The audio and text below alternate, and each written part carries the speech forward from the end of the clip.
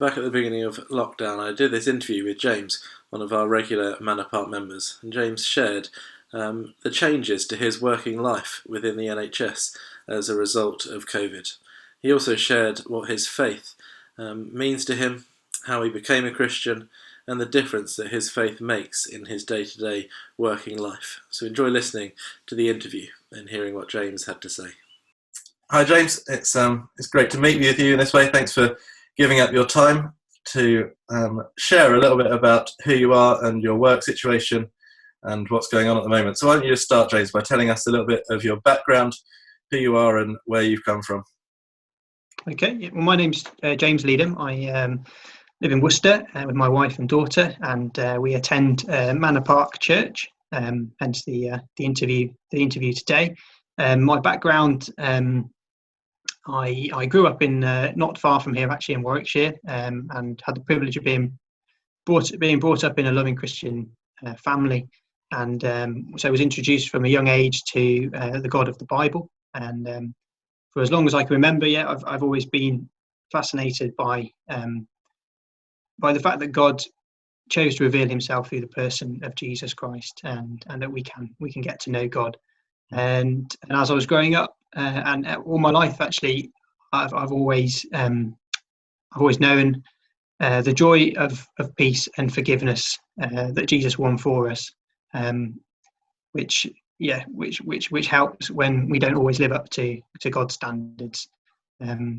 So I went off to university to study to be a doctor when I was 18, and I got baptized in my first year of university when I was 19, and I guess it was a process of spending time thinking through, working out is this my faith? Do I believe these claims that Christianity make, or separating that from my upbringing and what I was taught and what I knew my family and parents believed.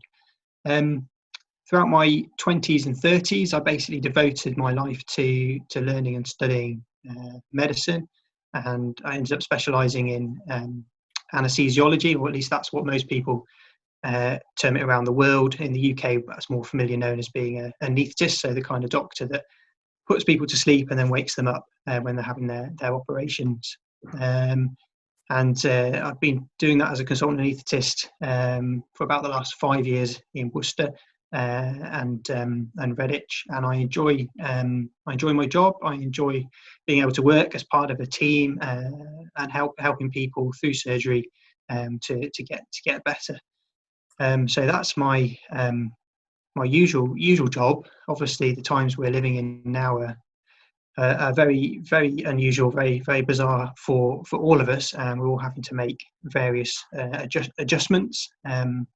So for me and my colleagues, those of us who would be normally based in the operating theatres are now having to go and help our intensive care colleagues. And so half of our time, or possibly more, will be spent helping out on intensive care with very unwell ventilated patients. And although that's something that I have done many years ago as part of my training, it's not my normal role. So this brings with it, new challenges, and I think that's true of many of my colleagues across all the healthcare professions throughout the NHS at the moment. We're all having to adjust and adapt and try and find new ways of working to meet the massive increase in demand that we're seeing as a result of the COVID-19 pandemic.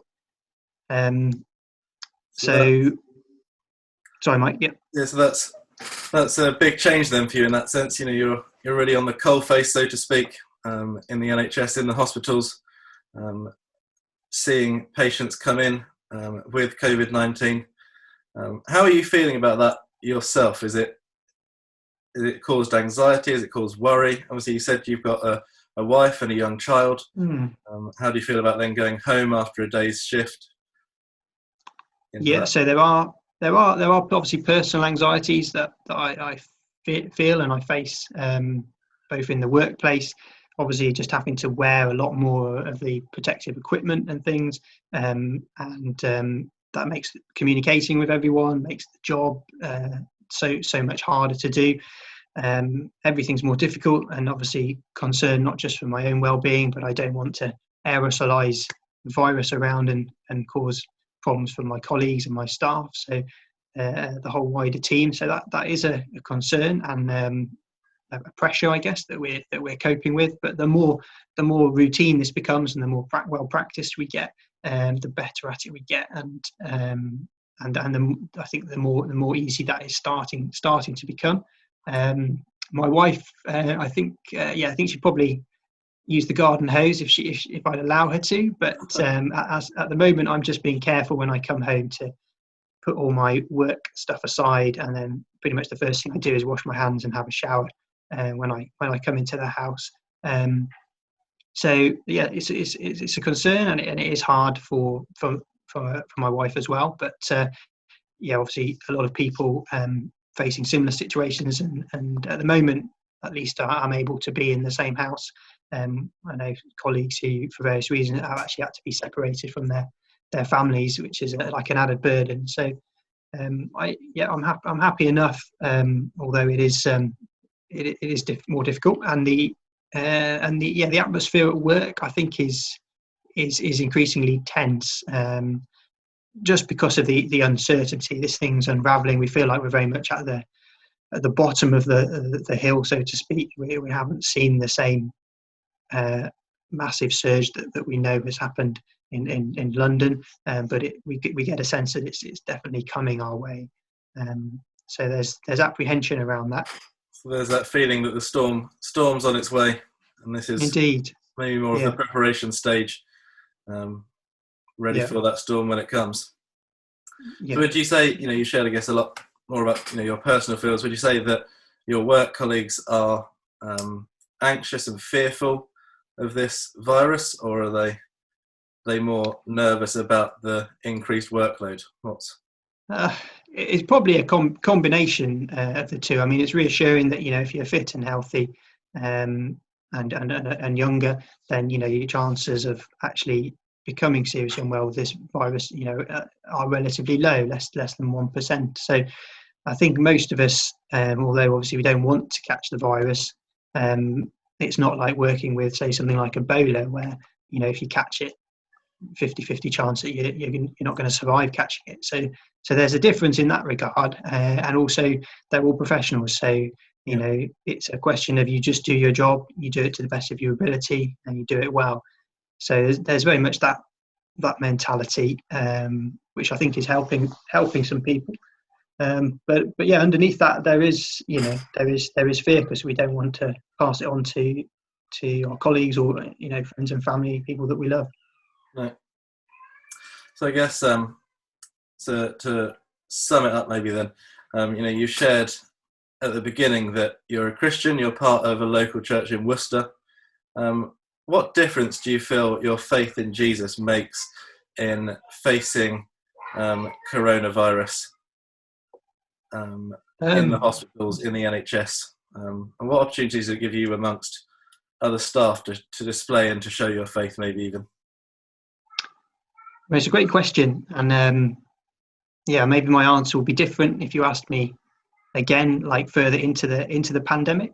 At the moment, I'm really grateful for the prayer support and the support that I'm getting from the church, and I think just being a Christian, it gives me the assurance of the hope and faith in salvation. So even though, just like anyone else, I can catch this virus and come to harm, I know that although my body can be harmed, my soul can't be harmed, and my soul and my eternity is secure through my faith in Jesus, and that does give me great comfort.